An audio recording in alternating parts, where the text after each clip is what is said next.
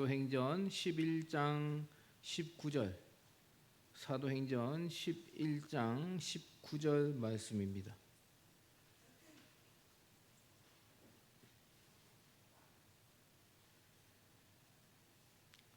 사도행전 11장 19절에서 21절까지의 말씀을 제가 봉독해 드리겠습니다.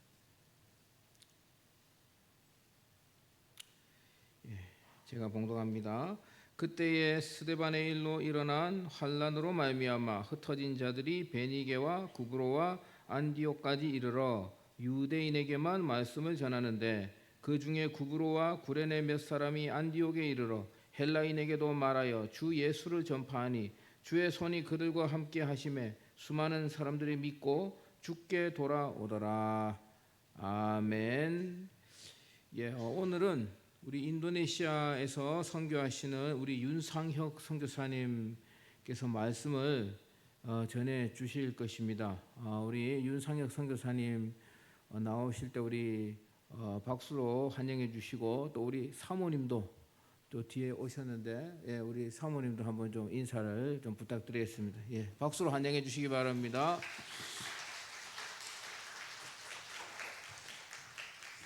할렐루야.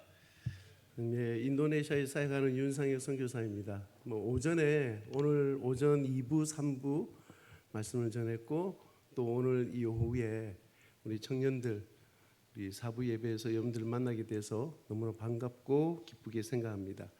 나중에 오늘 저녁에도 한 번 더 말씀을 전하는데요, 오늘 저녁에는 아시는 것처럼 실업인 선교회 헌신 예배가 돼서 그때는 말씀을 더 풀어서 설명하기보다는 아마 사역에 관한 이야기들을 좀 나누지 않을까 싶습니다. 그래서 오늘 저녁에는 또 PPT 준비한 게 있어서 그걸 통해서 지금 여러분들 헌신에서 세워져 가고 있는 글로리아 대일교회에 관한 이야기들도 좀 더 나누려고 합니다. 어쨌든 오늘 오후에는 우리가 함께 읽었던 이 본문을 통하여서 땅끝까지 흩어져 복음을 전하라, 흩어져 복음을 전하라는 말씀으로 하나님의 말씀을 전하겠습니다.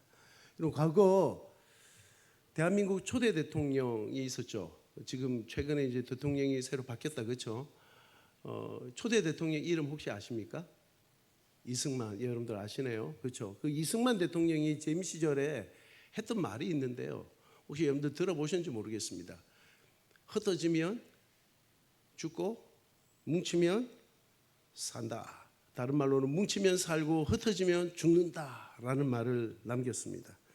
짧은 이 말 속에는 일제 통치에서 벗어나 새로운 정부를 시작하면서 아마 온 국민을 하나로 뭉치고자 하는 지도자의 결연한 의지가 담긴 말이 아닌가 싶습니다.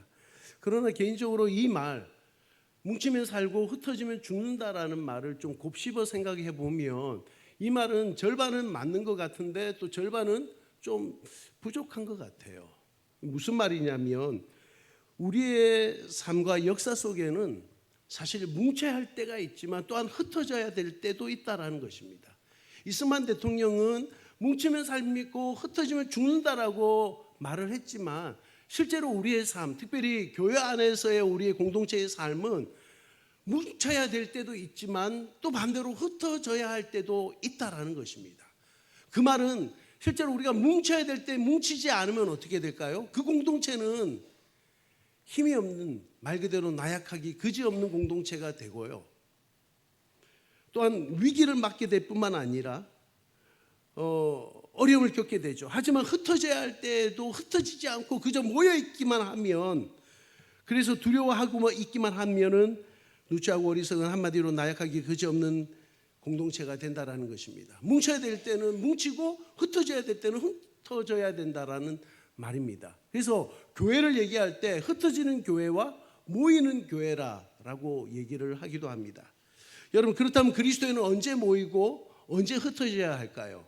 모일 때는 언제입니까? 말 그대로 지금 이 시간 같은 시간이죠. 한 주간 흩어져 우리가 살다가 이렇게 주일날 예배하기 위해서는 흩어져 있던 우리 믿음의 청년들이 함께 한 자리에 모여서 예배하는 것입니다.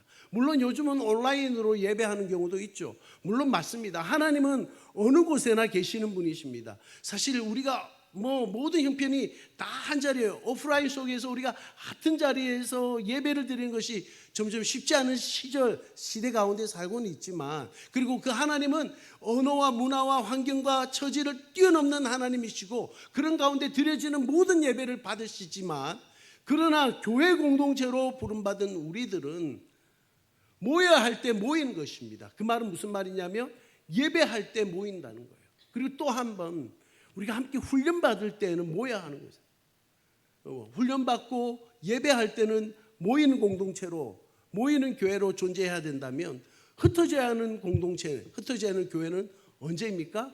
그렇죠. 여러분 다 아시겠죠? 복음을 들고 나아가는 것입니다. 그래서 제가 늘 우리 단기선교팀이 오면은 마지막 날에 이제 가잖아요. 다 각자의 집으로 돌아가면 제가 이렇게 얘기합니다. 하나님의 백성은 헤어지지 않는다. 다만 주의 나라와 복음을 위해서 흩어질 따릅니다. 우리는 헤어지지 않죠. 흩어지는 것입니다. 오늘도 우리가 예배를 마치고 우리 청년들이 각자의 집으로 돌아가면 그것은 헤어지는 것이 아니라 흩어지는 것입니다. 그리고 다시 모이는 것이죠. 흩어질 때는 언제예요? 하나님께서 우리에게 주신 사명을 따라 사명의 현장에서, 삶의 현장에서 복음을 증가하기 위해서 흩어지는 것입니다. 그리고 또 하나님께서 허락하신 때에 다시 함께 모여 그 자리에서는 예배하고 말씀으로 훈련받는 것, 이것이 아주 건강한 교회의 모습입니다. 건강한 믿음의 공동체의 모습인 것입니다. 흩어지는 교회와 모이는 교회. 오늘 본문 사도행전 11장 19절을 영어 성경으로 보면요, 특별히 NIV 성경으로, New International Version이죠. 이 성경으로 보면 눈에 띄는 두 단어가 있어요. 사실 저는 이 본문의 이 구절을 늘 잘 나누는데요. 여러분들 여기에 보면 첫 번째 줄에 Now those who had been 뭐라고 되어 있습니까? Scattered. 제가 발음이 좀 그렇습니다. Scattered. 무슨 뜻입니까? 흩어졌다는 거죠. 흩다라는 게 아니라 수동태다, 그렇죠? 예, had been pp. 예, 흩어진 것입니다. 이 scatter. 그 다음에 또 하나는 눈에 띄는 게 뭐냐면 그 밑에 있는 줄 중에 보면 스티븐이라고 돼 있죠. 세 번째 줄에 스티븐 traveled 무슨 뜻입니까? 여행하다는 거예요. 흩어져 여행하다. 이 두 단어가 저는 특별히 이 11장 19절 말씀 가운데 딱 눈에 띄입니다.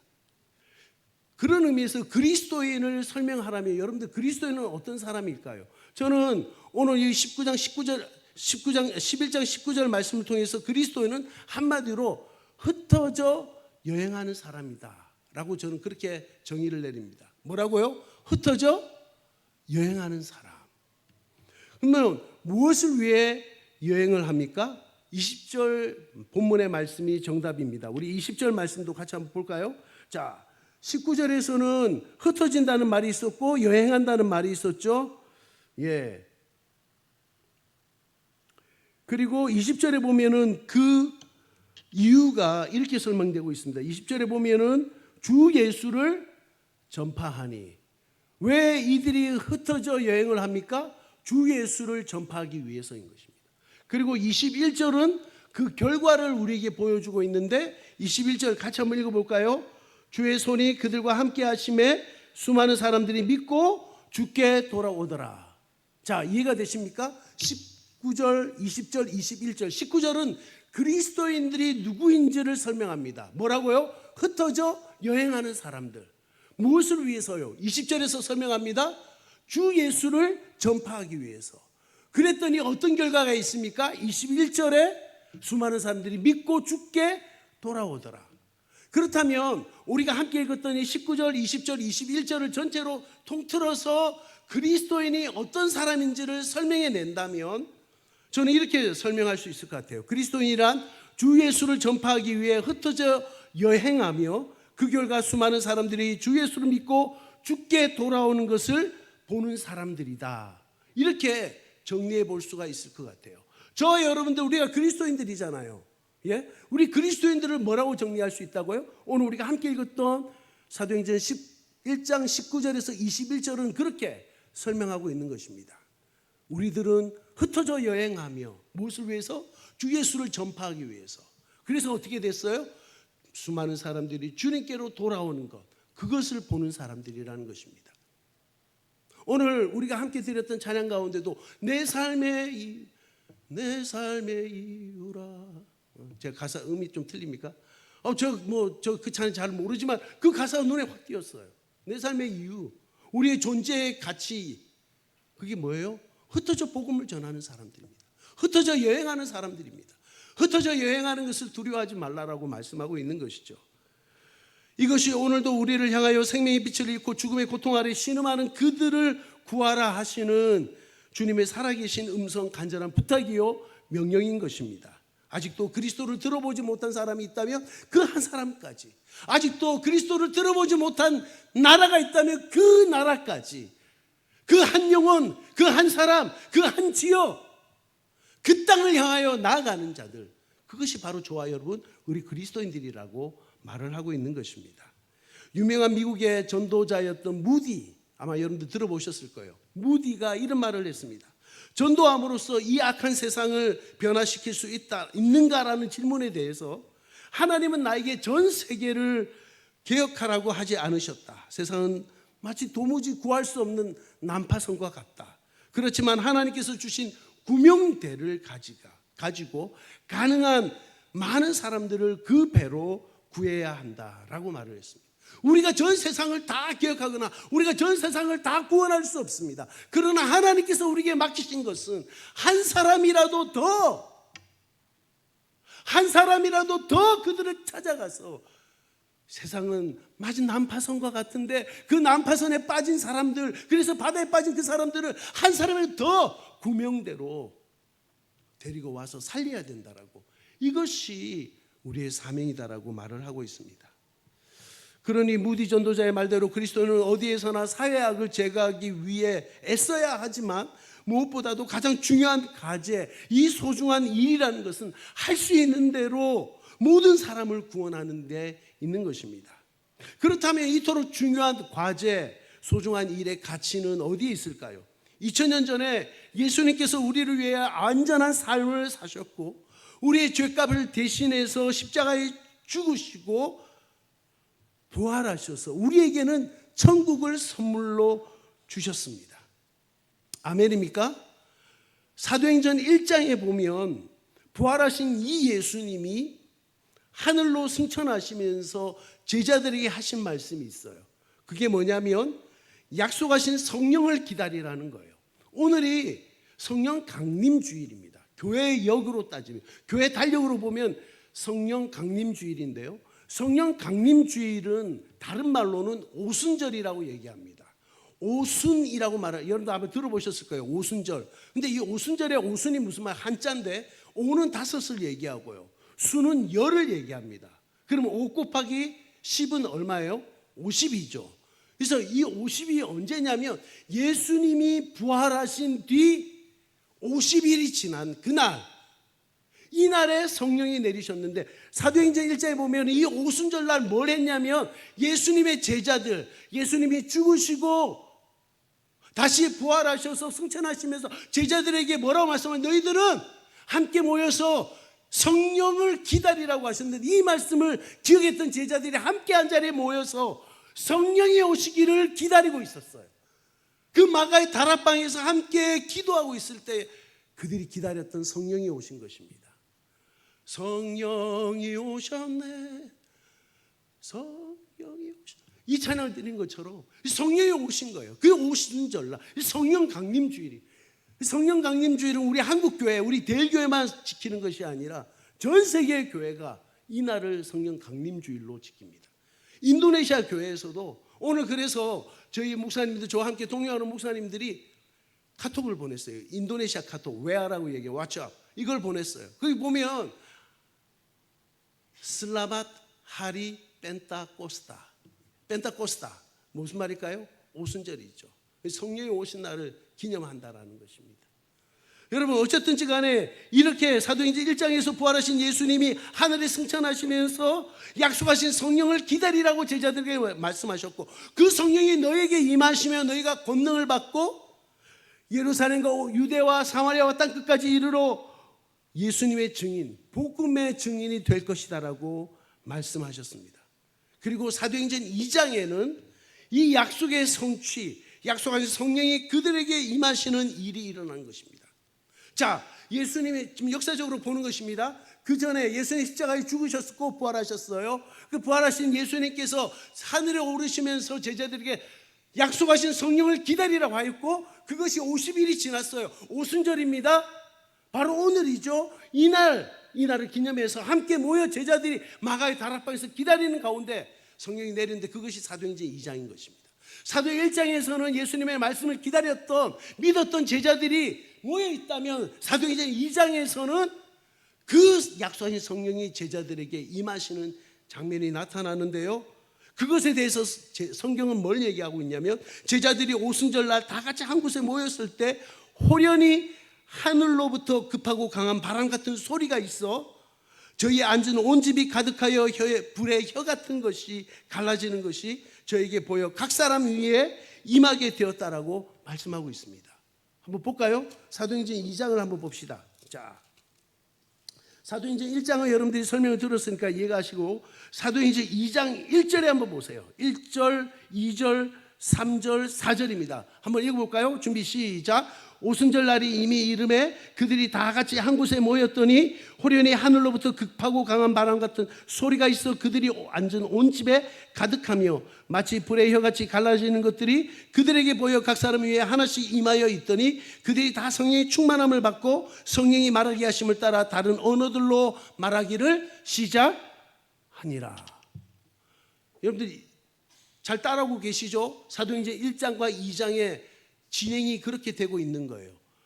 부활하신 예수님께서 약속하신 성령을 기다리라고 하였고, 기다렸던 제자들이 사도행전 2장에서 성령을 경험하게 됩니다. 받게 됩니다. 그런데 이런 제자들의 모습을 사도행전 2장 4절은 어떻게 설명하냐면, 그들이 다 성령의 충만함을 받고 성령이 말하게 하심을 따라 다른 언어들로 말하기를 시작한다라고 했습니다. 이걸 우리는 보통 소위 뭐라고 얘기하면 방언이라고 얘기하죠. 성령이 임하는 증거로 그들이 각각 서로 다른 말을 하는 거예요. 말은 다른, 이해를 하는 것 같으면 서로 말이 다른 거예요.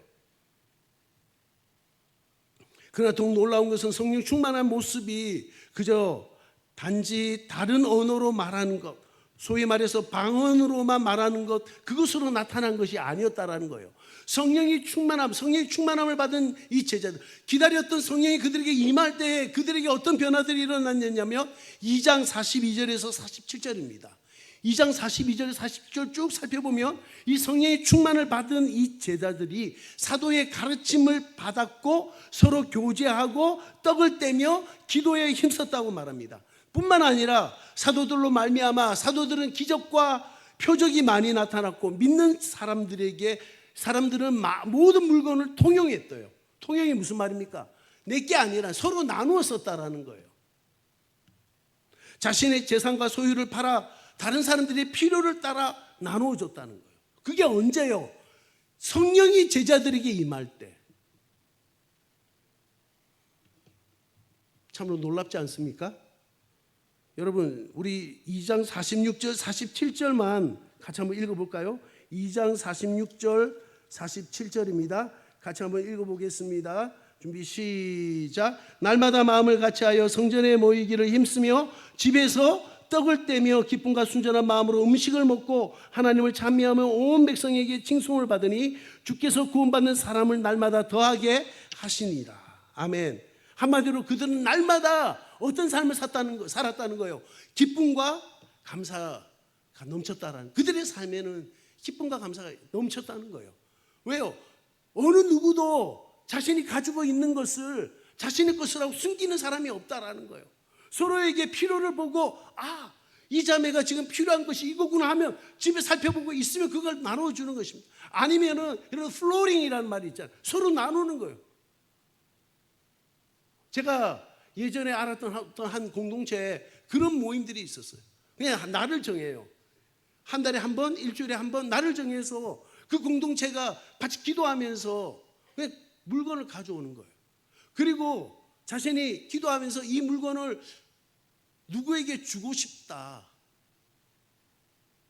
마음이 들면 같이 기도하고 그 물건을 이 사람에게 주는 거예요. 제가 만약에 기도하고 있는데 오늘 이걸 내가 보니까 이거를 하나님이 성령께서 누구에게 주라고 하시는 것 같아가지고 이거를 가지고 그날 온 거예요. 그걸 기도하고 보니까 갑자기 내 마음에 임근현 목사님이 생각이 나는 거예요. 성령께서 제 마음에 임근현 목사님께 이것을 드려라. 그래서 제가 기도하고 이것을 임근현 목사님께 딱 드렸더니 임근현 목사님이 평소에 이게 필요해서 늘 기도했던 분이 있던 거예요. 이런 간증들. 임근현 목사님은 또 기도하는 가운데 자신이 가지고 있던 물건들을 그날 가져와서 함께 나누는데 그 사람도 자기가 평소에 필요했던 것, 자신이 구했던 것들을 함께 서로 통용하는 그런 공동체를 보았던 경험이 있습니다. 어쨌든지 그들은 그런 기쁨과 감사로 넘쳤습니다. 그들이 함께 모이는 것만으로도 좋았을 것입니다. 어디 집에나 가고 싶었겠습니까? 말 그대로 서로의 모습만 보아도 배가 불렀을 것입니다. 소위 말하는 모인 사람들은 한 마음 한 뜻이 되어서 모든 물건을 서로 나눠 쓰고 자신의 재물을 조금도 자신의 것이라 주장하는 사람이 없었으니 말입니다. 정말 꿈 같은 공동체가 아닐 수 없습니다. 우리도 그렇잖아요. 은혜 받으면 헤어지기가 싫습니다. 우리가 어느 수련회나 어느 모임에 가서 함께 한 자리에서 같은 은혜를 받으면요, 쉽게 그 자리를 일어서지를 못합니다. 뭔가 좀 더 같이 있고 싶어요. 더 같이 나누고 싶어요. 그런 경험을 하게 된다는 것입니다. 그러나 문제는 그들을 향한 하나님의 꿈은, 그 하나님의 비전은 단지 그들이 그렇게 함께 모여 있는 것만으로 충분하지 않았습니다. 분명 그들은 성령이 그들에게 임할 때에 함께 있는 즐거움을 누렸습니다. 왜? 서로가 가지고 있는 것들을 함께 나누었고 함께 하나님을 찬양했고 찬미했고 떡을 나누면서 함께 먹었습니다. 사도의 가르침을 받았습니다. 말 그대로 모이는 공동체였죠. 그 현장에 있었습니다. 성령이 강하게 역사하시는 것입니다. 마음에 감동도 있습니다. 때로는 눈물도 흘리고 때로는 기쁨의 웃음도 넘칩니다. 그러니 집에 돌아가지를 못하는 거예요. 그러나 성령이 그들 위해 임하셨던 것은 단지 그들이 함께 모여 그들의 것을 나누어 사는 그런 꿈 같은 공동체를 이루는 것만이 아니었다라는 사실입니다. 저는 개인적으로 우리 대일교회 청년들이 그런 공동체가 되기를 주님의 이름으로 축복합니다. 아멘. 여러분들이 함께 모일 때마다 성령이 강하게 역사하셔서 그저 함께 있는 것만으로도 행복한 공동체, 서로 함께 있는 것이 너무나 힘이 되고 격려가 되고, 내가 살아가는 힘이 여기 있구나. 그래서 올 때마다 기쁨이 감사가 넘치는, 모일 때마다 그런 모임이 되기를, 그런 공동체가 되기를 축복합니다. 하지만 거기에서 멈추는 것이 아니라 하나님의 비전, 하나님의 꿈은 적어도 초대교회 당시에 그 제자들을 향한 하나님의 꿈과 소원은 그렇게 모이는 것만이 아니라 또 다른 꿈이 있었는데, 그것은 바로 사도행전 1장 8절에 있는 말씀처럼 땅끝까지 주 예수를 전하라라는 것이었습니다. 이것이 하나님의 꿈이요, 이것이 하나님의 비전이었던 것입니다.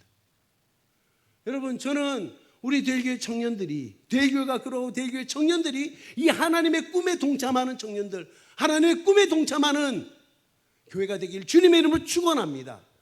아멘. 함께 모여있을 뿐만 아니라 그 하나님의 꿈을 이루어드리기 위해서 흩어지는 공동체인 것이죠. 여러분, 우리가 상상할 수 있지 않습니까? 함께 모였거든요. 제가 예전에 어떤 기도 모임이 있었냐면, 그날 수련회였어요. 수련회 때 막 다들 은혜를 많이 받은 거죠. 은혜를 받아서 그 은혜 받은 증거가 뭔지 압니까? 기도회를 하는데요, 기도회 인도자, 우리 보통 기도회라고 하면 앞에 기도회 인도자가 있잖아요. 그래서 기도 제목에 탁 하면 기도합시다, 기도하고, 그날은 그런 기도회가 아니었어요. 그냥 함께 모였는데 그냥 기도회가 이렇게 되는 거예요. 그냥 같이 모여서 누가 기도회를 인도하는 사람도 없는데 같이 그냥 기도하는 거예요. 그냥 계속 기도하는 거예요. 기도하는데 누군가 뒤에서 주야 하니까 사람들이 다 같이 와 기도의 불이 올라요. 그러다 사람이 힘이 드니까 어때요? 쭉 꺼지는 거예요. 그러면 이제 여기서 보통 끝이 나잖아요. 근데 그게 아니라 또 누군가가 주야 하니까 다시 올라가요. 다시 불이 붙어요. 기도의 불이 꺼질 듯 하면서 다시 붙고 꺼질 듯 하면서 다시 붙고. 아마 이 초대교회 당시의 제자들의 공동체가 그러하지 않았을까 싶어요. 그냥 함께 모여서 그들은 함께 있는 즐거움을 누렸습니다. 그럼 상상할 수 있잖아요. 그 중에 어떤 사람이 나와서 찬양을 부릅니다. 저희 인도네시아 교회는요, 예배의 특징이 뭐냐면 보통 시간적으로 따지면 기본이 한 2시간 정도 합니다. 예, 나중에 우리 청년들 인도네시아 교회 오시잖아요. 한 2시간 정도 예배를 드려요. 근데 예배 가운데 어떤 시간들이 있냐면 끝삭시안이라고 해서 이 간증하는 시간이 있어요. 한 사람이 근데 이게 미리 오늘 누가 하기로 준비가 되는 게 아니라 그 자리에서 간증하고 싶은 사람 나오라고 하면은 사람들이 나오는 거예요. 한 사람이 나와서 간증을 하는데 때로는 웃기도 하고 때로는 감사의 눈물을 흘리기도 해요. 그리고 찬양을 부르고 돌아갑니다. 그러면 또 다른 사람이 또 나와요. 그래서 또 찬양을 하고 또 간증을 하고 또 들어갑니다. 또 다른 사람이 나오고. 그러다가 어떤 사람이 자신의 물건을 내놓습니다. 성령께서 오늘 제 마음 가운데 이것을 우리 가운데 누구에게 주라고 말씀하시는 것 같습니다. 이거 필요하신 분은 가져가세요. 이런 공동체. 사랑하는 여러분, 아마 이들은 여기가 천국이구나. 여기 천국이 어디 딴 데 있나? 여기가 천국이지. 이런 생각을 했을 것입니다. 그러니 천국 같은 여기를 떠나 다른 곳에 간다는 것은 상상도 하기 싫었을 것입니다. 그러나 우리가 주목해야 할 것은 땅끝까지 이르러 주 예수 그리스도의 증인으로 살기를 원하시는 하나님의 소원, 하나님의 기대와 꿈은 2025년을 사는 저와 여러분들 오늘 우리에게까지 지금도 변함이 없다라는 것입니다. 우리가 함께 모여있을 뿐만 아니라 흩어져 나가는 것을 향한 하나님의 꿈은 2025년 지금도 변함이 없다는 거예요. 오늘 제가 제 얘기를 잠시 좀 하려고 합니다. 저는 고등학교 1학년 때 예수님을 영접했습니다. 그리고 예수님 영접하면서 저는 선교사에 대한 꿈을 갖게 되었습니다. 하나님께서 제가 선교사가 되기를 하나님 기뻐하신다는 생각이 들었어요. 사실 그래서 그 수련회 마치고 나서 저희 부모님께 무릎을 꿇고 수련회 다녀왔습니다. 인사도 드리고 이제 제가 꿈이 생겼습니다. 아버지 어머니 무슨 꿈이 되니 물어보시길래 제가 앞으로 저는 선교사가 되겠습니다 라고 말씀을 드렸더니 두 분이 웃으시더라고요. 막 웃어. 이게 뭐 기뻐서 웃는 게 아니라 너무 기가 차서 웃는 웃음이 있잖아요. 왜냐하면 저희 집안에는 소위 죄송합니다. 장로도 없고 권사도 없고 뭐 목사는 당연히 없고 그런 집안이었습니다. 그냥 평신도 집사님, 교회 출석하시는 집사님의 가정에서 선교사가 된다고 하니까 이분들이 깜짝 놀래요. 얘가 은혜를 받기는 받았구나. 수련회 갔다 왔다는데 얘가 그렇구나. 이 정도 생각하고 아마 꿈이 달라질 거야 라고 생각했는데 웬걸요. 고등학교 1학년 때 하나님의 꿈이, 나를 향한 하나님의 꿈이 선교사다라는 생각을 했을 때부터 시간이 지나는데 지날수록 색깔이 옅어지는 것이 아니라 더 선명해지는 거예요. 제 마음 가운데. 그래서 제가 두 가지 결심을 했습니다. 하나는 나는 목사가 돼야 되겠다. 물론 지금은 생각이 좀 다를 수 있습니다. 선교사가 되기 위해서 꼭 목사가 되는 것만은 아닙니다. 그러나 그때 그 당시에 제가 생각할 때 목사가 돼야 되겠다고 생각을 했어요. 저는 고등학교를 졸업하고 신학교에 갔습니다. 두 번째는 난 영어를 잘해야 되겠다. 선교사는 영어를 잘해야지. 그래서 고등학교 1학년 때부터 그때 그 당시에 영어 성경책이 있었는데 학교에 가서 매일 아침 먼저 시작한 것은 영어 성경책을 읽는 거였어요. 계속 성경책을 읽었습니다. 영어를 조금 합니다. 어쨌든지 간에 보통 이렇게 얘기하면 웃으라고 얘기한 건데 여러분들 너무 시리어스한데 나중에 여러분들 윤상희 성교사 얼마나 영어 잘하는지 한번 두고 봅시다. 뭐 이런 눈빛이라서 조금 살짝 겁이 들었습니다. 어쨌든지 간에 그렇게 해서 제가 신학대학을 갔거든요. 갔는데 대학 1학년 때 어느 선교단체에 들어갔어요. 그 선교단체는 함께 모여서 예배하고 찬양하는 선교단체였어요. 매주 목요일마다 학교에서 쉽게 말해서 목요 모임이라는 찬양 집회를 열었고 저는 그 모임에서 열심히 찬양을 하고 예배를 드렸어요. 함께 모이는 것이 너무 좋았습니다. 그러던 한 해 지났어요. 대학 2학년 때 제가 교통사고를 크게 당했습니다. 아주 큰 교통사고였고 그 사고로 사람이 죽기도 했고 저도 큰 수술을 받았습니다. 사실 대학 1학년 때 그 모임이 너무 좋아서 저는 선교사에 대한 꿈을 접었습니다. 난 선교사가 아니라 하나님 뭐 꼭 선교사가 될 필요가 있나? 복음을 위해서 살고 내가 나중에 이런 찬양과 예배 사역을 하면 되겠지라고 했는데 사고가 나니까요. 그래서 죽었던 사람도 죽고 큰 사고 뒤에 다시 제가 깨어나면서 번뜩 들었던 생각이 내가 살아있구나 라고 하면서 하나님 저를 살려주시면은 하면서 무슨 생각이 들었냐면 예전에 제가 고등학교 1학년 때 품었던 선교사에 대한 꿈이 생각이 났습니다. 그래서 하나님 앞에 다시 헌신했어요. 하나님 저는 선교사로 살겠습니다. 저를 살려주시면 제가 다시 건강해질 수 있다면 선교사로 살겠습니다. 그리고 대학을 졸업하고 하나님께서 저에게 선교의 문을 열어주셨어요. 둘로스라는 배를 탔습니다. 큰 배인데요. 전 세계 35개국에서 온 청년들이 함께 모여있는 한 350명 정도 되는 큰 배입니다. 그 배가 세계를 다니면서 내리는 포트마다 거기에서 복음을 전하고 교회를 방문하고 선교운동을 일으키는 그런 사역을 하였습니다. 사랑하는 여러분, 지금 제가 여러분들에게 선교사로 살지 않으면 교통사고 당한다, 죽을 수 있다 이 얘기하는 것 아니라는 거 잘 아시죠? 도리어 하나님의 사명을 이루기 위해서 선택된 민족인 이스라엘이 하나님께서 부탁하신 사명을 잃어버릴 때 하나님은 그들에게 사명을 깨닫게 하시고자 많은 방법들, 심지어 핍박이라는 방법까지도 사용하시는 분이라는 이 점을 말씀드리는 것 아닙니까? 오늘 다시 본문으로 좀 돌아가 볼게요. 사도행전 11장 19절 말씀 한 번 더 보겠습니다. 11장 19절에 보면 우리가 오늘 읽었던 본문의 시작에 보면 뭐라고 되어 있습니까? 같이 한번 읽어볼까요? 앞에 부분만. 그때에 어떤 일이요? 스데반의 일이요. 여러분들 성경을 연구하고 성경을 보려면 이런 질문이 나오면 도대체 그때가 언제일까? 그리고 스데반의 일이라는 게 도대체 어떤 일이지?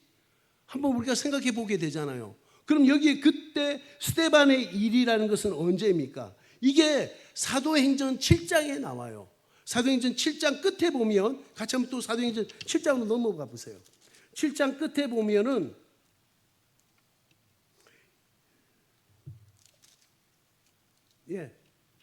7장 54절에서 60절까지의 내용이 어떤 내용입니까? 누가 죽어요?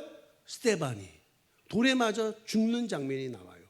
그때의 스데반의 일로라는 말은 바로 지금 이 사건을 얘기하는 거예요. 그게 사도행전 7장 끝에 나와 있는 사건이라니까요. 그러면 이 사건 이후에는 어떤 일들이 일어나냐면 8장에서부터는 이제 흩어지는 일들이 핍박이 일어나요. 오늘 7장 끝에 스데반의 일로 하면서 다시 11장 1절로 보면 11장 19절에 보면 그때의 스데반, 지금 여러분들이 이렇게 펴는 거예요. 같이 보는 거예요. 여기 앞에 뒤에는 사도행전 11장을 펴고 뒤에 앞에는 7장 끝을 보고 보면은 여기 그때의 스데반의 일이라고 말했으니까 이 스데반의 일이 나와 있는 7장 끝을 보고 8장부터는 어떤 일이 일어난다는 말입니까? 스데반의 일로 일어난 뭐가 있어요? 환란이 있다는 거예요. 스데반의 일로 인해서 7장 끝에 8장부터는 제자들이 어떻게 됐어요? 흩어지게 된 것입니다. 환란으로 인해서 8장부터 제자들이 흩어지게 되는데요.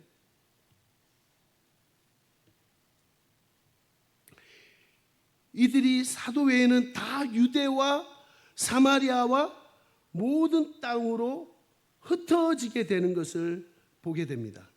분명한 것은 이 죽음 이후에 엄청난 패러다임 시프트, 역사의 변곡점, 변환점, 전환점을 맞게 된다는 거예요. 무슨 말이냐면 그전에는 그러니까 7장 끝에까지만 해도 어떤 사건이었냐면 유대인 제일주의였어요. 유대인 제일주의. 여러분도 혹시 들어보셨나요? 선민사상, 선민의식. 무슨 말입니까? 이스라엘 백성들만 선택받은 the chosen people이라는 거예요. 그런데 이 7장 끝에 이후에 8장부터는 어떤 사건이 일어나냐면 이방인의 선교라는 큰 역사적 패러다임이 바뀌게 되는, 전환되는 사건이 그때 일어나는 거예요. 언제요? 스데반이 겪은 그 환난으로 인해서 흩어지게 되는 겁니다. 여러분, 스데반이 왜 죽었는지 압니까? 두 가지 이유였어요. 첫 번째는 성전 문제였습니다. 유대인들은 하나님은 예루살렘에만 있다고 생각했습니다. 그래서 예루살렘을 떠나지 말아야 된다고 생각했습니다. 그리고 그들은 예루살렘을 향하여 기도했습니다. 마치 유대인들이, 아니 이슬람이, 무슬림들이, 전 세계 무슬림들이 기도하는 시간에 어디를 바라보냐면 메카를 향합니다. 사우디아라비아 메카에, 거기에 검은 돌이 있는데 거기를 향해서 기도합니다. 그들은 생각할 때 그곳이, 사우디아라비아의 메카, 그곳이 거룩한 곳이라고 생각합니다. 전 세계의 무슬림이라는 사람들, 유럽에 있는 무슬림, 아시아에 있는 무슬림, 중동에 있는 무슬림, 전 세계 무슬림들이 기도 시간에 그곳을 바라봅니다. 마치 이것은 이전에 이스라엘 사람들이 예루살렘을 향하여 예루살렘에 하나님이 계신다, 하나님이 계시는 예루살렘을 바라보며 기도했던 것과 같은 모습인 것입니다. 그런데 예루살렘에 성전이 있었는데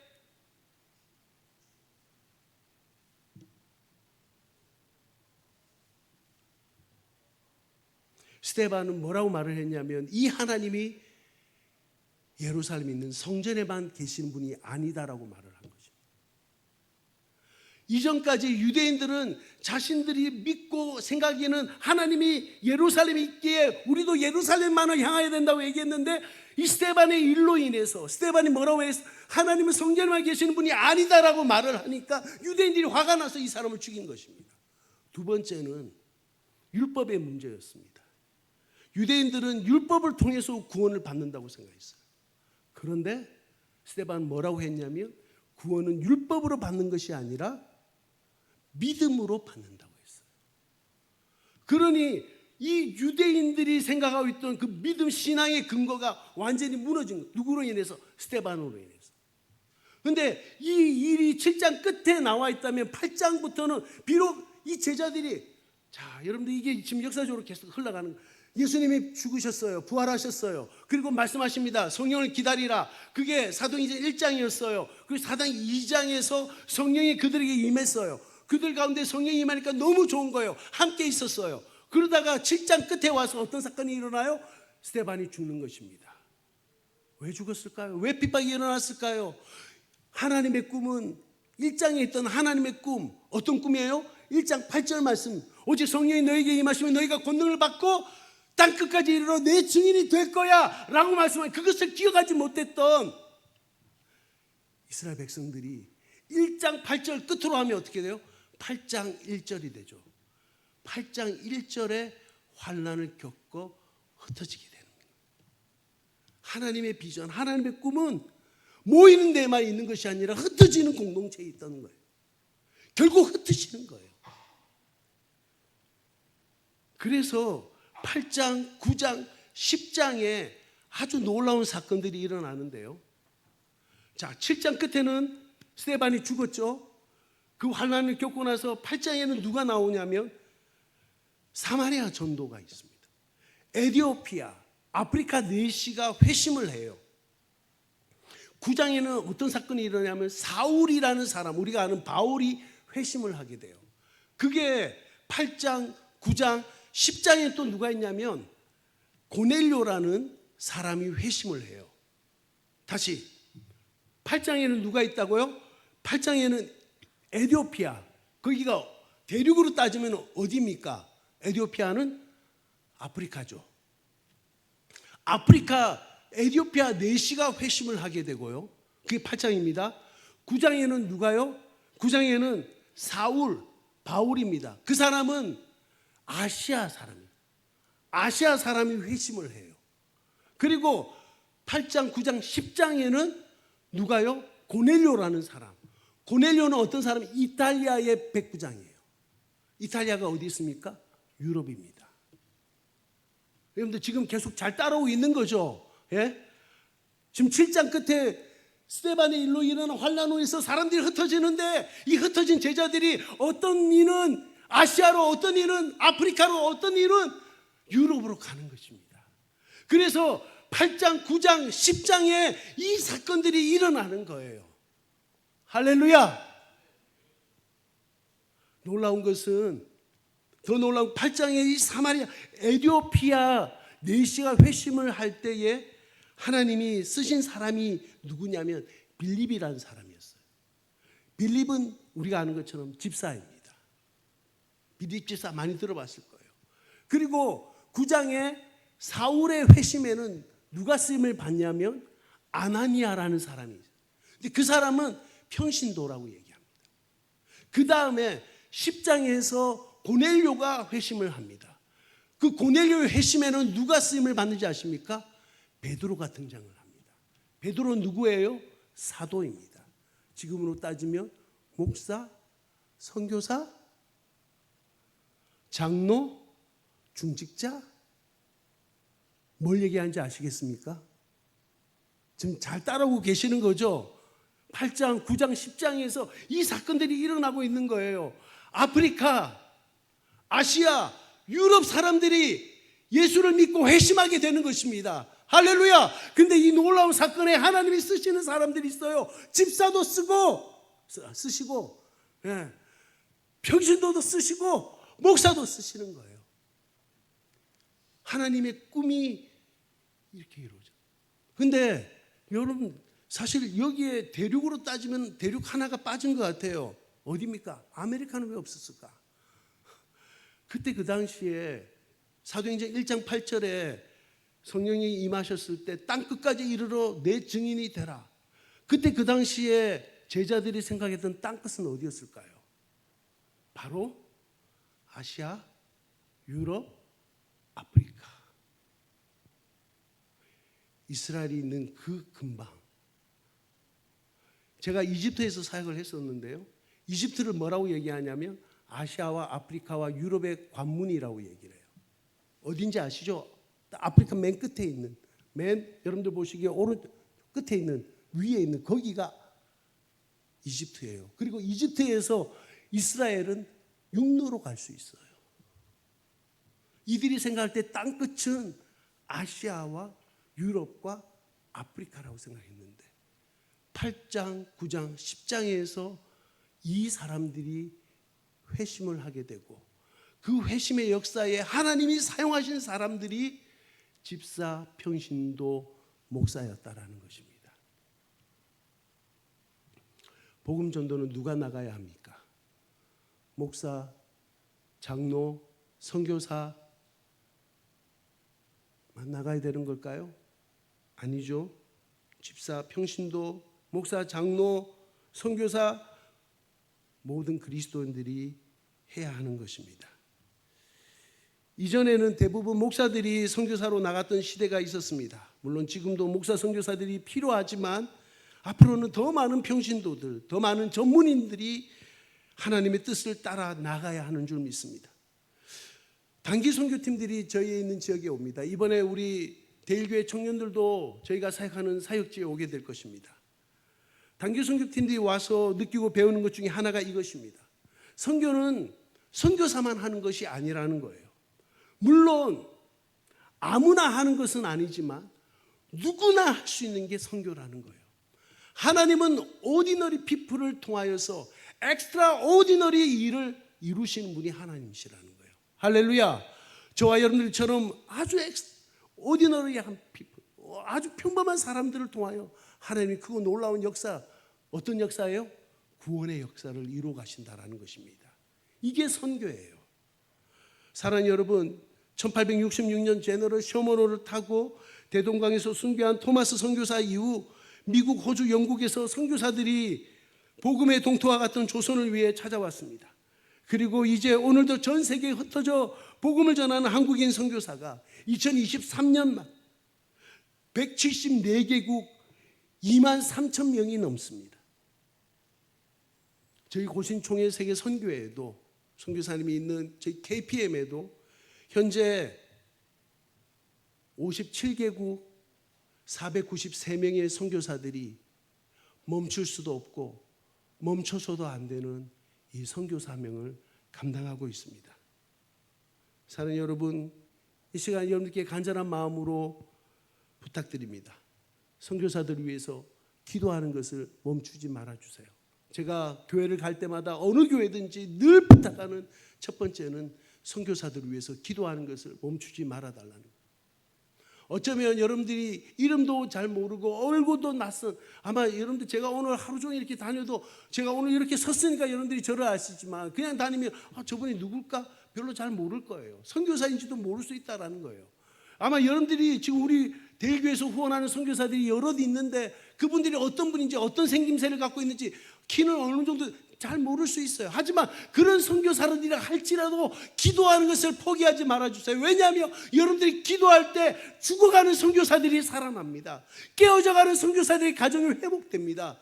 막혔던 선교사들의 사역의 문이 열리는 것입니다. 할렐루야. 그러니 선교사들을 위해서 기도하는 것을 포기하지 말아주세요.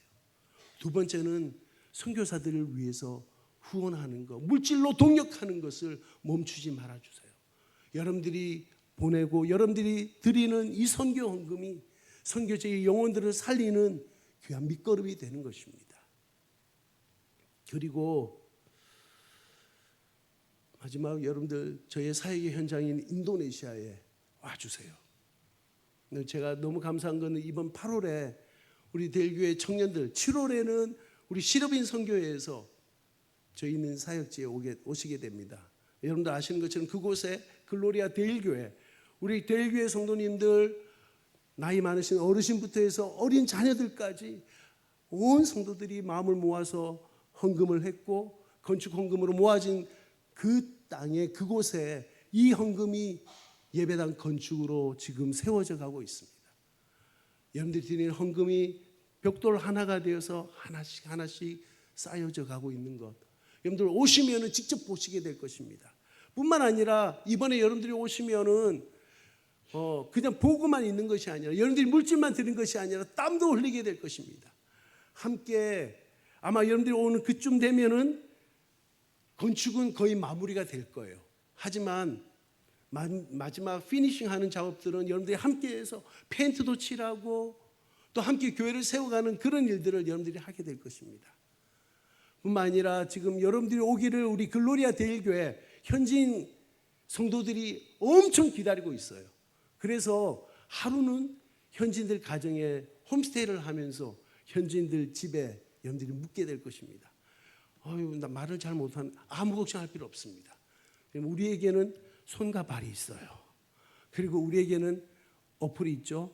여러분들 그걸 통해 가지고 함께 서로 소통하면 아주 즐거운 추억을 남길 수 있으리라 생각되어집니다. 이번 단기 선교 여러분들 함께 기도해 주시고 기억해 주시기를 바랍니다. 사랑하는 여러분, 이제 말씀을 정리합니다. 오늘 본문에서 우리가 알게 된 정체가 있어요. 우리는 누구입니까? 우리는 흩어져 여행하며 복음을 전하는 사람들입니다. 왜요? 이것이 우리를 향한 하나님의 꿈이요 하나님의 비전이었기 때문입니다. 부활하신 예수님께서 성령을 기다리라고 말씀하셨고 약속하신 성령을 사도행전 2장에서 그들은 받았습니다. 성령을 받은 그들은 함께 있으면서 즐거워하고 기뻐했지만 하나님의 꿈은 거기서 멈추는 것이 아니라 흩어져 복음을 전하는 것. 그게 어디 있어요? 사도행전 1장 8절에 있었습니다. 땅끝까지 이르러 내 증인이 되라. 그런데 그들은 그것을 잊어버렸던 것이죠. 왜요? 함께 있으니 너무 행복하니까. 그래서 하나님이 쓰신 마지막 방법은 뭐예요? 흩어놓는 것이었습니다. 하나님의 뜻에 순종하지 않았던 백성들을 향하여 하나님이 억지로라도 흩어놓으신 거예요.